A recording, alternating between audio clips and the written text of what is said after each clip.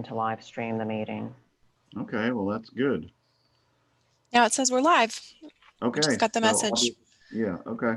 So Diane, you can close it. You can turn it off, but the next time you shouldn't have to do all that login, I think, right, Mark? Well, I'm hesitant to log back out because you never know what might happen if we log back in. The stream is going. What we can do is just mute and then wait till the meeting starts. People will see a picture, but they won't hear anything. Okay, great. That's what I would do. I'm going to mute myself, but I'll be standing by for anything. Thanks, Mark.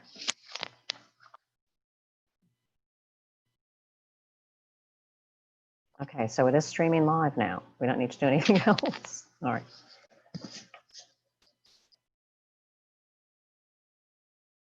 It's working right now. I would not stop it. And people seem to be able to come into the meeting. Good morning. Good morning. Good morning. Good morning.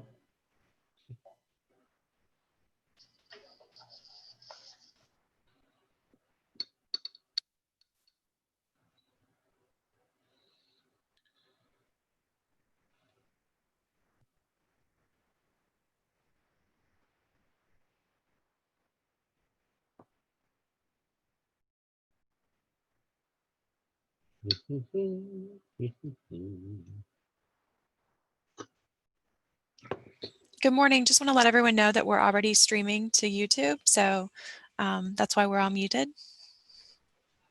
Thank you, Martha.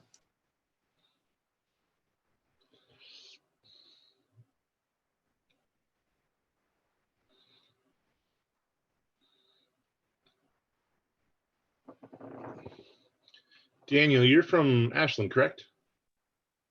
Yes. I had a great lunch at the Iron Horse Tavern yesterday. On the street there. I love how you guys block the street. That's awesome.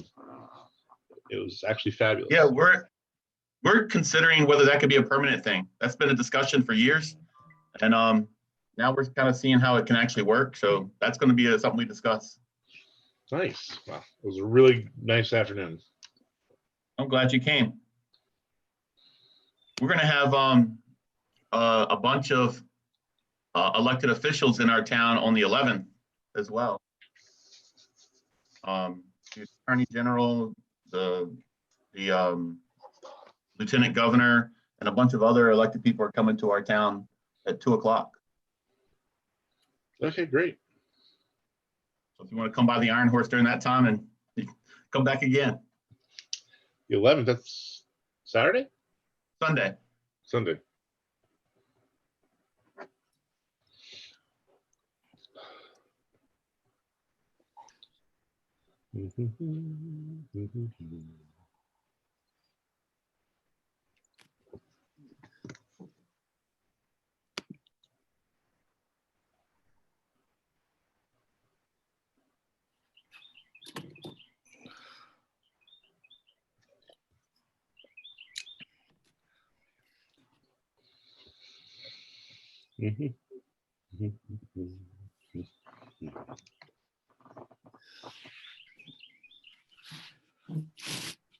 $8:15, but it doesn't look like we have a quorum yet. Mr. Davis. 2, 3.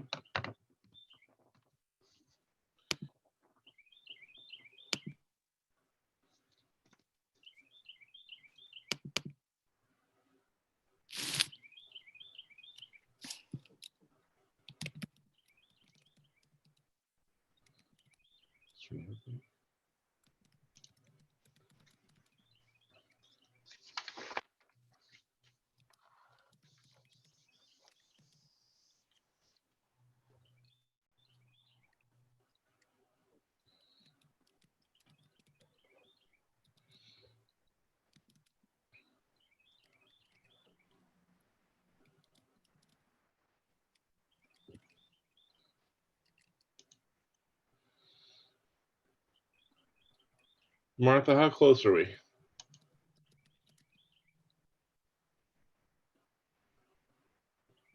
You're muted. Sorry.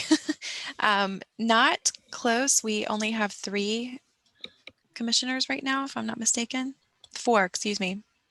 And for the executive, we So need. we are waiting for 1 more to have 5 of 9 for a majority.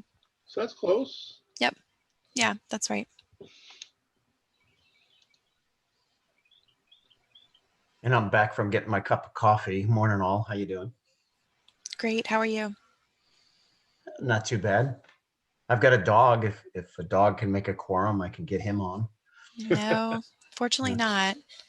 He's been at 2 board meetings on Zoom so far this year in Powhatan. It's been good. Did he keep his public comments to 3 minutes? Nobody in my family keeps their comments to 3 minutes. Neil, where is Willow?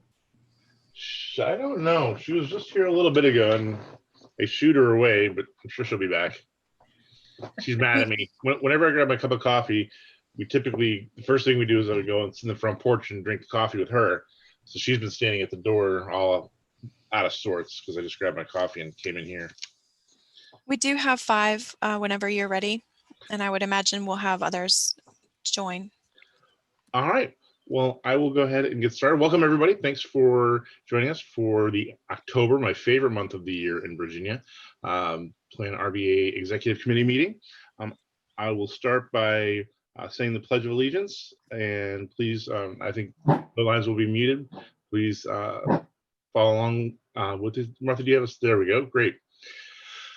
I pledge allegiance to the flag of the United States of America and to the republic for which it stands, one nation, under God, indivisible, liberty and justice for all. All right, great.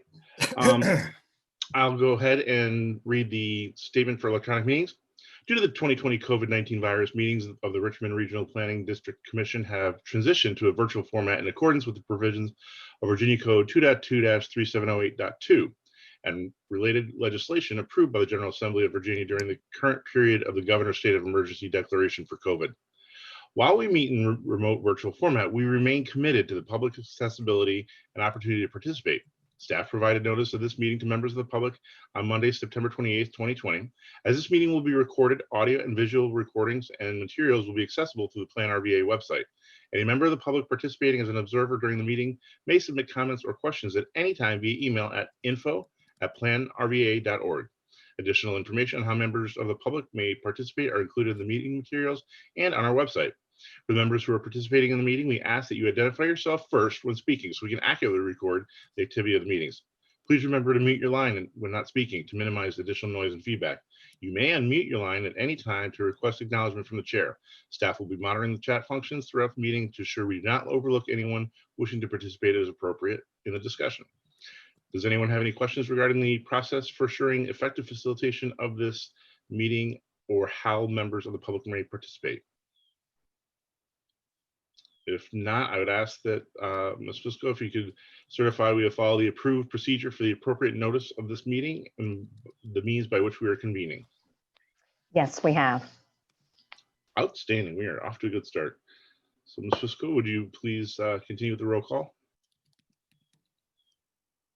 Good morning, everybody. Mr. Coda, Mr. Winslow. Aye. Dr. Newbill. Chairman Spoonhour, Here.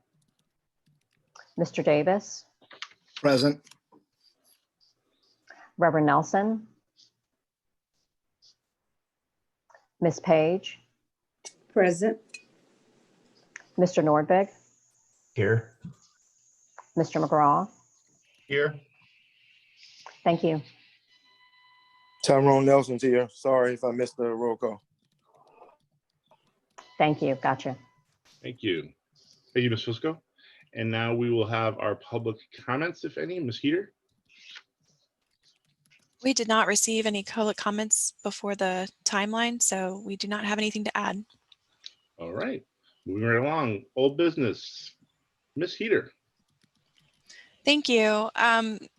at our last meeting, there was a lot of discussion and some suggestions about ways that we might be able to streamline the meetings, particularly around the roll call votes and the length of time that has taken for our virtual meetings. So Eric Gregory, who's on the call this morning, as well as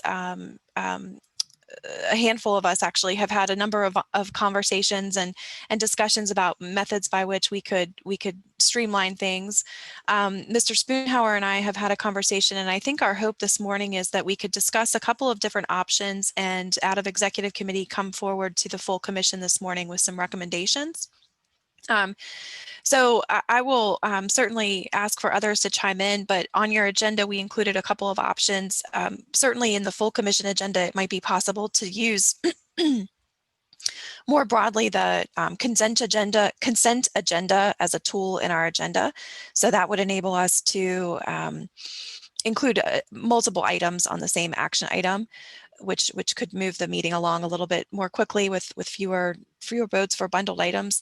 We also talked about the option of what I would call consensus-based decision making. So on items that maybe do not have a fiscal impact or are not related to a matter of policy, you could agree to move forward with certain types of things without a formal vote that would require a roll call.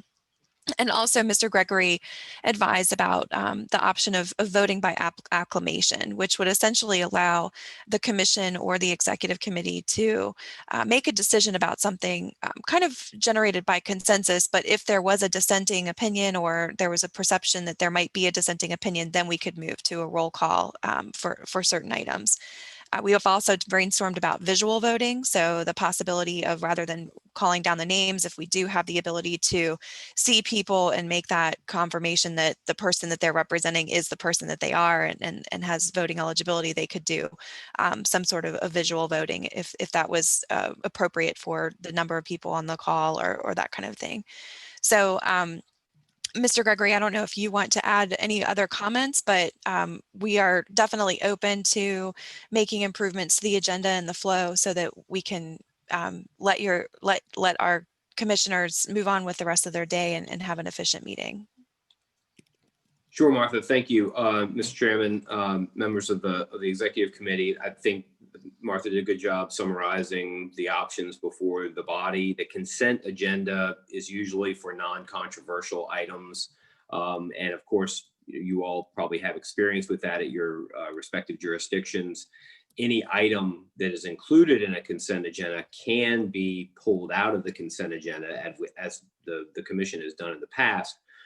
For greater scrutiny and an individual vote by the body. So the consent agenda can be broken up if necessary, if something needs more attention or if a member wants to give it particular attention or to make an amendment to something. Typically what's included in consent agendas are meeting minutes, proclamations, commendations, that kind of thing. That are just sort of routine and non-controversial. The consensus-based decision-making, I think, is a good option for items that don't have a fiscal impact, as Martha mentioned. I think I'd be careful with that only because lots of things do require official action, and you can only take, a public body can only take action by motion or by resolution. So those are the only ways official action can be taken. So when that's necessary, certainly a motion would be necessary or resolution. But the voting on that particular matter may be by the various methods that Martha mentioned. You could have a roll call. You could have a roll call vote, which we do now. You could also have the visual voting, which would speed things along, of course, or the voice vote, which, as long as everybody could be fairly well distinguished on the call and the votes could be reasonably recorded, I think that would be fine as well. And then if there's an objection to certain things, or if it's unclear what the vote was, then you could go back and do a roll call vote so that the record is complete and you capture everything appropriately. So those options, I think, are reasonable and can be done. And I've certainly seen other public bodies and worked with other public bodies that do it that way. So it's at your pleasure. Thank you, Mr. Chairman. So I'll open it up for discussion to the board, to this committee. What's your pleasure? Mr. Chairman, it's Chris here. I just have to note that we generally don't have many votes on an agenda. I mean, I'm trying to think of what the largest number might have been in one of our longer meetings, but what do we average? About 3 to 5 votes a meeting? Is that about right? I think it varies, Mr. Winslow. I was thinking there was one meeting it seemed like we had, and just because of the nature of how it flowed, we had to sort of revote and vote for seconds, and then we moved an agenda item and we had to revote for the time. So it seemed to get a little cumbersome. So I do, but probably about the 5-ish. It seems to me that this is a good option, and we should try to move forward with consolidating as much as we can, and perhaps ask members if they're going to pull something on off the consent agenda to just alert staff prior to the meeting, or even before, right before the meeting. That would probably be helpful, so that staff knows and that they can pass the word on to you, Mr. Chairman. Those are just some thoughts. I know in our agendas in the county and in our respective jurisdictions, I mean, what are they, sometimes 40, 50, 60 items. And so consent agenda is, a gracious gift from God most of the time. Yeah. And so, but it does strike me as, as a useful tool, to the extent that we can get everybody to, to kind of help us out if they know they're going to pull something off. Fair enough. Thank you, Mr. Winslow. Other thoughts? Yeah, this is Larry Nordvig from Powhatan. Mr. Norvig. Hey,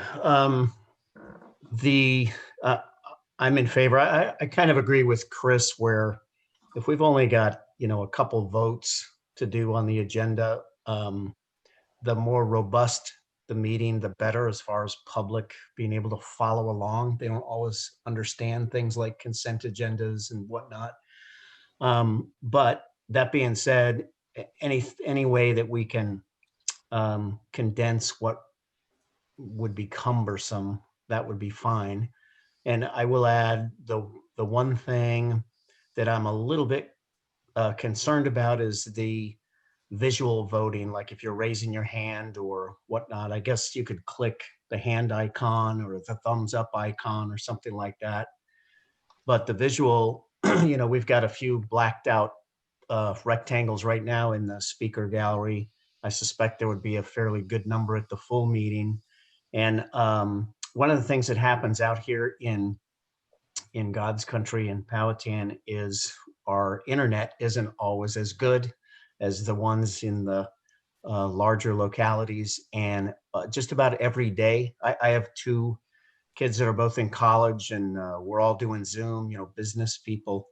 At peak periods, we get kicked off almost every day during Zoom meetings. So when you go visual, you're increasing your chances of that. So I don't know about the visual. Here's your map. vote. What's that? I think Mr. This Winslow goes on. This goes. handing out a mask.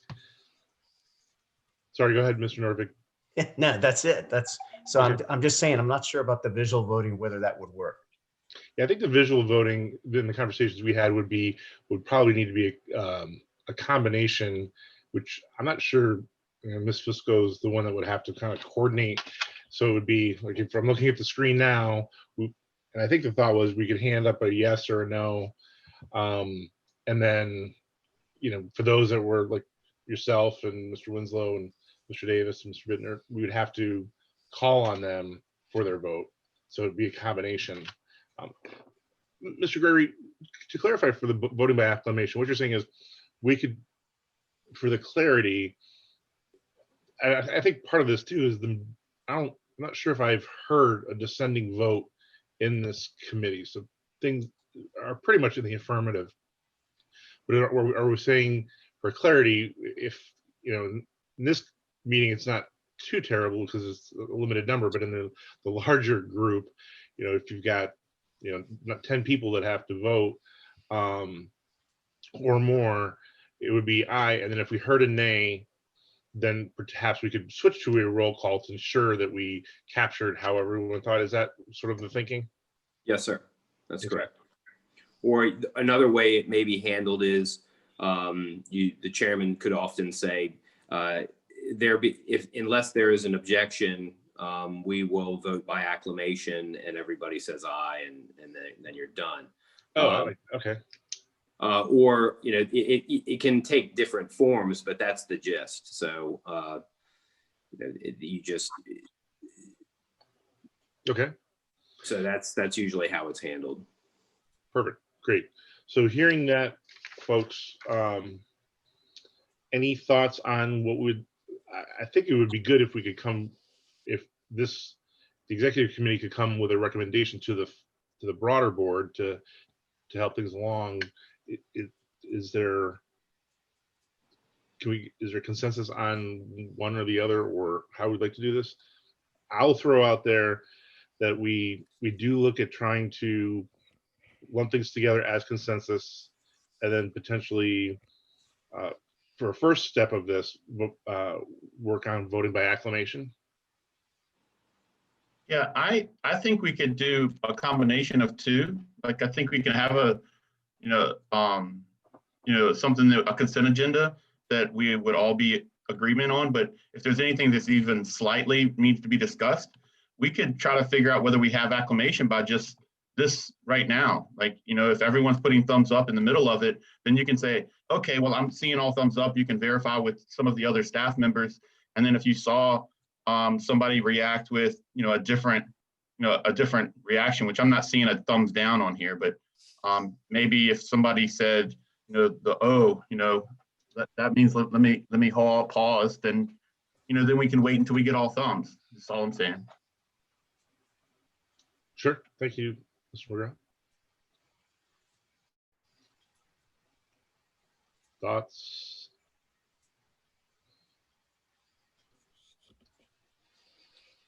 Okay. Mr. Spoonhour, if I may, to Mr.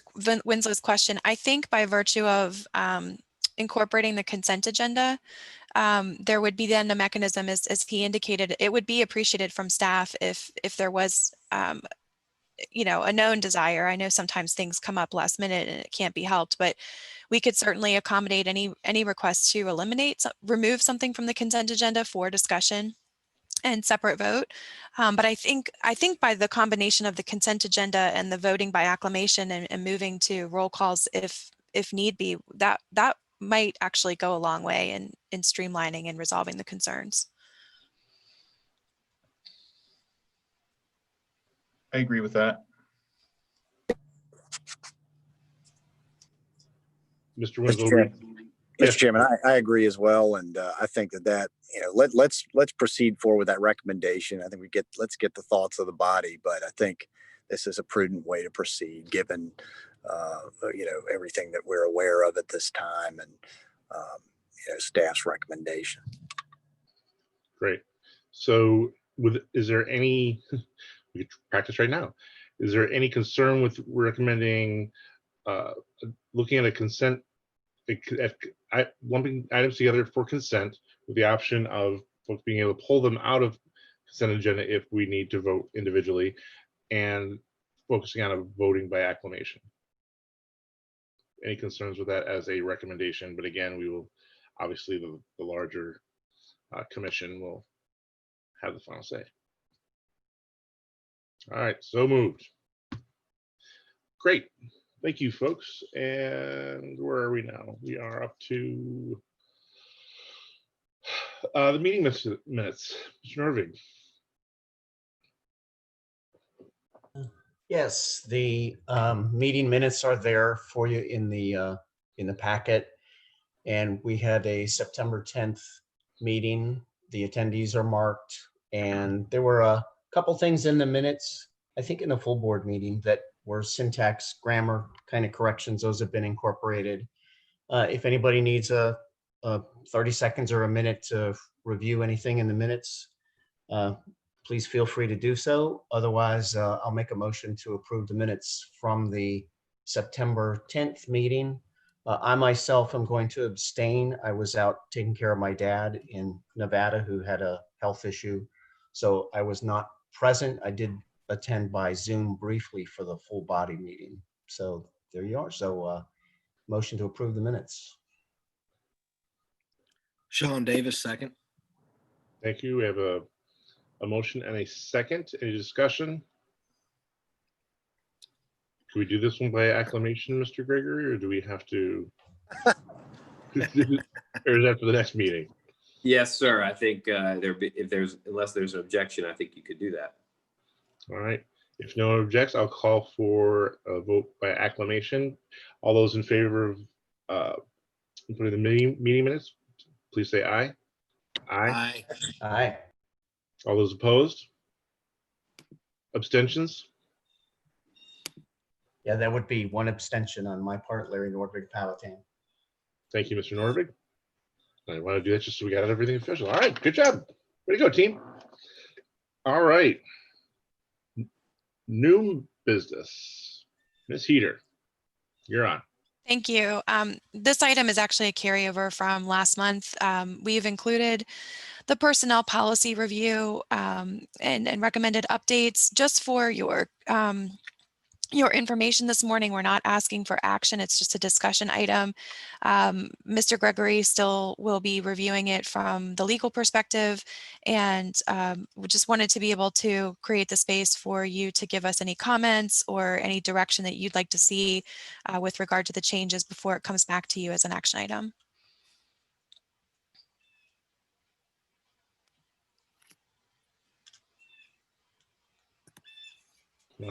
Thank you, Ms. Heater. Any thoughts or discussion? All right. Mr. Chairman? Oh, yes. Patricia Page, how are you this morning? Thank you. I have, I don't know if it's a question or discussion. I went through the personnel policy. I understand, especially with changes in legislation, I understand changes regarding or surrounding COVID. And I guess my question is that why the policy was rewritten? Because surely there are things in the policy that I don't know why we would change some of the language, i.e. For employment, we changed probationary period to introductory period. It is a probationary period, I would think.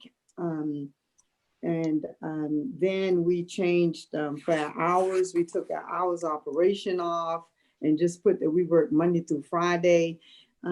So those are just a few of the changes that early in the document I noted. And so I guess my question is, some of this language that's in here, I truly understand that it's because of federal, I guess, labor laws and all that. But other changes, I have no idea why it's like that. And a lot of the changes appear to be as if our organization is a complete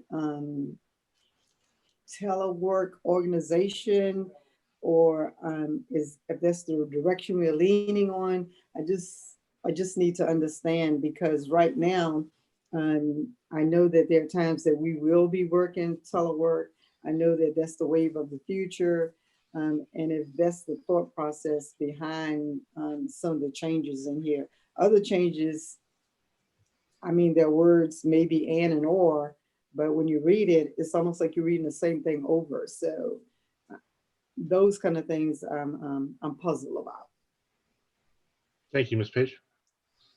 Ms. Heater, would you like to comment? Sure. I will say that certainly some of the changes, and I did try to note this, so if it's not clear, I can go back and update the comments so that it is more clear. But some of the changes are in fact directly in response to the legislation from the General Assembly in 2020. Some of the changes, though, are what I would consider to be recommended best practices. So your specific example with regard to the change in language from the use of the word probationary to introductory was from a training seminar hosted by our insurance carrier, Versa. Tina Stevens, the HR consultant or HR coordinator that they have on staff there hosts an annual kind of review and refresh your personnel policies to make sure that it's up to date and consistent. And that was on her recommendation. Certainly it would be your choice if you'd prefer to continue with the language of probationary. My understanding of that thinking is that introductory is a more positive use of the word. Probationary seems to connote some sort of behavioral concern or that kind of a thing. And so it's a semantics issue from a I think friendliness perspective, but certainly if you want to continue with the language that we have now, that's fine. With regard to the office hours, I do think that it was intentional given the current situation that we're functioning. We do not have the office open to the public. However, for example, today there are a number of staff members that are here on site. We do function, I would say right now, in a hybrid situation where a number of staff members are working remotely. A handful of staff members are here in the office on a regular basis, but we don't have the doors open. We're not situated right now to be able to, for instance, everyone that's in the office right now is on this video call, so we do have the front doors locked. So I hear you that I think that we're in a challenging time where we certainly don't want to function out of the personnel policy requirements. At the same time, the current health situation has caused us to have to rethink things. And also in response to the telework, I do not believe that we are intending to move in a direction where there is 100% telework. I would say that the general sentiment of staff, for what that's worth, is that we'd like to be back in the office. We miss each other. We know the value of being together. However, this experience has proven that telework under certain situations is possible, and in fact it does not limit productivity. So we do think that while it could continue to be an option, we tried to write the policy that it would be an option and almost a benefit, if you will, for employees who have satisfied their introductory period, who have demonstrated the capacity and the ability to perform their work at the same level as they would if they were in the office, and could be a tool to provide flexibility, but it is not intended to be the normal operating mode for our organization. So if that language isn't clear, we definitely would want to make sure that we made those improvements. Great. Thank you. Sean Davis, Mr. Chairman. Yes, Mr. Davis.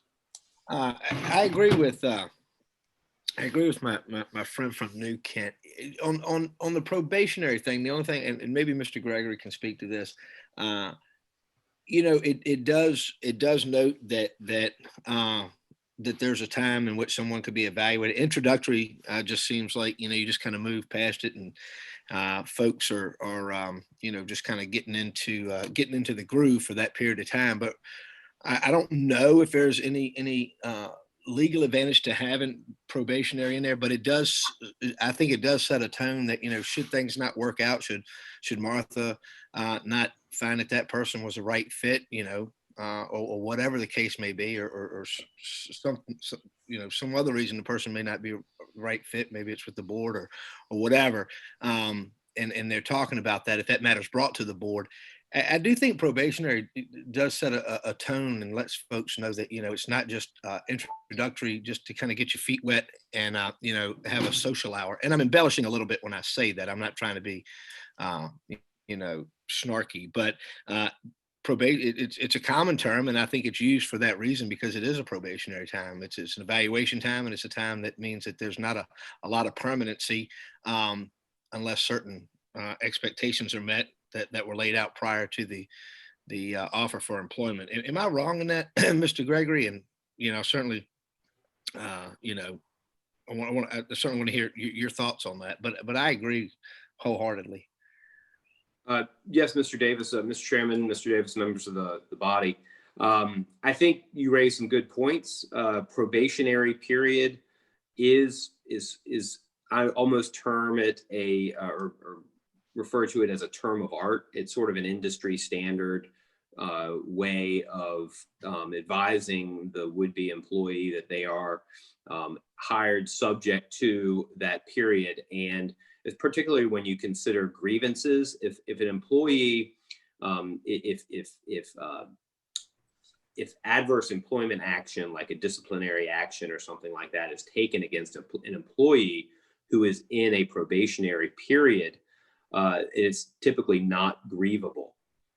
So it sort of sets a legal framework for the status of that employee during that particular time.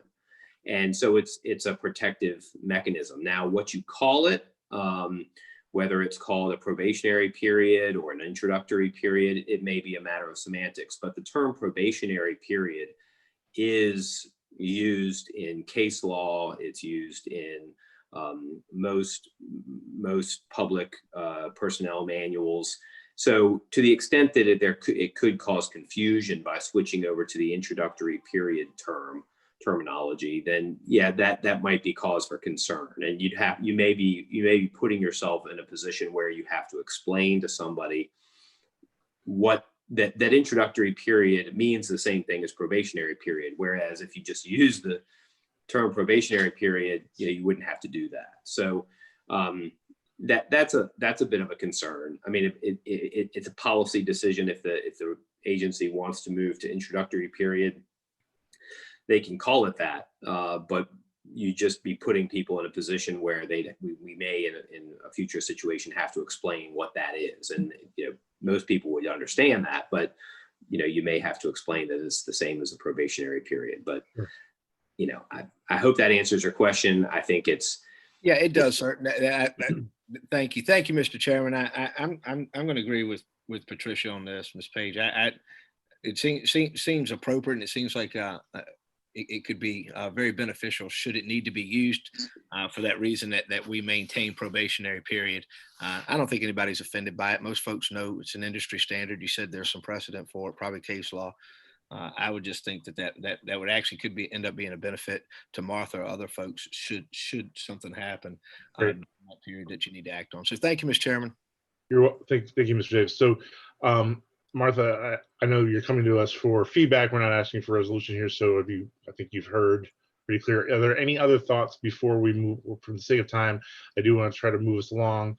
Any thoughts regarding the personnel policy before we take this to the General Commission? In the interest of time, I would say if anyone has comments or suggestions, we'd welcome them. And if they could come to us before October 28th, that would be very helpful. We can incorporate the discussion from today about probationary versus introductory. But again, any of those other items, and I can follow up with Mrs. Page to see if we can address the language for the other items. But if anyone else has suggestions, again, October 28th would be helpful. That would be the date by which we would be able to include revisions to this proposed update for the November meetings. Great. And Ms. Here, you have one more item for new business? Yes.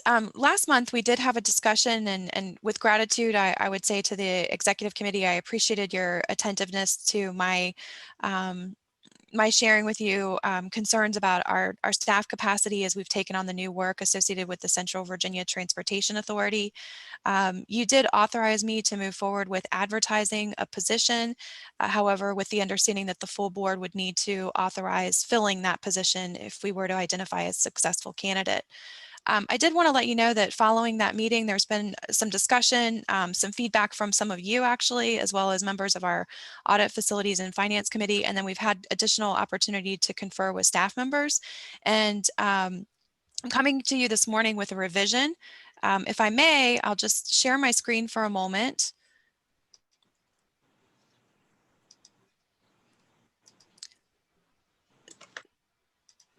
So the original position announcement that we included in the packet last month is shown here, and I've highlighted the section where we talked about the idea of streamlining the functions of board support for PlanRVA and its committees, the Richmond Regional Transportation Planning Organization, and the Transportation Authority. We had limited discussion on this. I think that there was general consensus that if there was a way to help our staff in meeting these needs, that you would like to do that. My recommendation was to consolidate these roles and recruit for a manager 4 level position. Since that time and the feedback that we've gotten, I'm coming back to you this month with a revised position announcement that seeks to recruit for a coordinator level position. So rather than a manager, a coordinator level.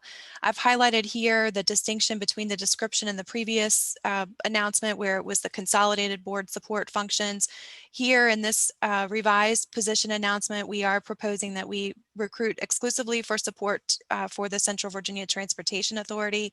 Again, at the coordinator level, we anticipate that this could be fulfilled through a part-time position. And given the nature of our current pending agreement with the CVTA, we would recommend that this be a part-time temporary position to fulfill our staffing needs through the end of the calendar year, or sorry, rather fiscal year. At such time, we could reconsider whether the position is needed to continue on into next fiscal year. And I have included as a highlight there the hiring range for this position. I'll go back to the previous slide so that you can compare that to the managing level. If it's hard to see for you, the hiring range for the manager 4 level was $31 to $45.50 an hour. And this position is classified at a hiring range of $17 to $25.75 an hour. It is in our personnel policy that we typically offer not to exceed the midpoint of any range unless extenuating circumstances occur. I'm really just interested in feedback. I know I appreciate the support from all of you and making sure that we are up to standard with the staffing and that we can provide the level of service. But I also want to make sure that this is a direction that the executive committee is comfortable with. Again, your feedback today will be really helpful in how we proceed, but the full board would need to approve any new position for our organization. Great, thank you, Ms. Heater. Any comments from Ms. Heater? We are running a little short on time, and we'll be able to discuss this in the broader commission meeting. But before we go in there, I want to give folks a chance to react if they feel so inclined. Okay, great. Thank you, Ms. Heater. We'll move quickly to executive chairman's reports. I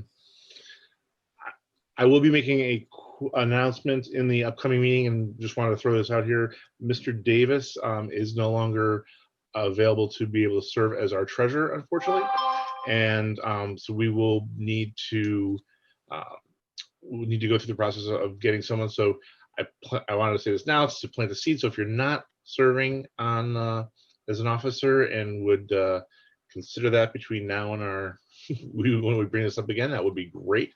Mr. Chairman. Yes, Mr. Davis. Can I speak to that briefly, just so folks don't think that I just bounced on you? That's a legal term, Mr. Gregory. Bounce. Well, I heard it was because you heard I was chair, so that's what it was. I just want to be clear. If we need to air our dirty laundry, that's fine. Just be that way. Go ahead. Not at all, Mr. Chairman. I'm in the financial services industry, so we deal with a lot of investments and just a number of different things that we deal with. In my company, New York Life, not only do we handle life insurance and investments at a pretty large level, and in my client base, they don't like us to be involved with other financial responsibilities, and that would include being a treasurer with a little league or even at our church and things like that. They're very strict on that. So I wanted to let folks know we spoke about it the other day, and we have a number of folks in our company who obviously can no longer serve in those capacities if they were with their church or little league or civic organization. So it has nothing to do with PlanRVA. I just wanted to let y'all know they were very strict about that, as they should be, and that's the only reason. Thank you, sir. Thank you, Mr. Davis. Okay, Ms. Heater, anything before we adjourn? Just advise, I know that you're going to make that announcement again at the 9 o'clock meeting. Our hope would be that if we get a volunteer, we would be able to include election of the treasurer in our November meeting. Rest assured, until that time, I think Mr. Spoonhauer has agreed to serve in that capacity. But I would tell you the treasurer role is obviously important. And so we want to make sure that we can fill it as the vacancy as quickly as possible. Amen. And I have no other items to bring before you this morning. Okay, and unless there's any objection, we will adjourn until our 9 a.m. commission meeting. Thank you, everyone. See you in a minute.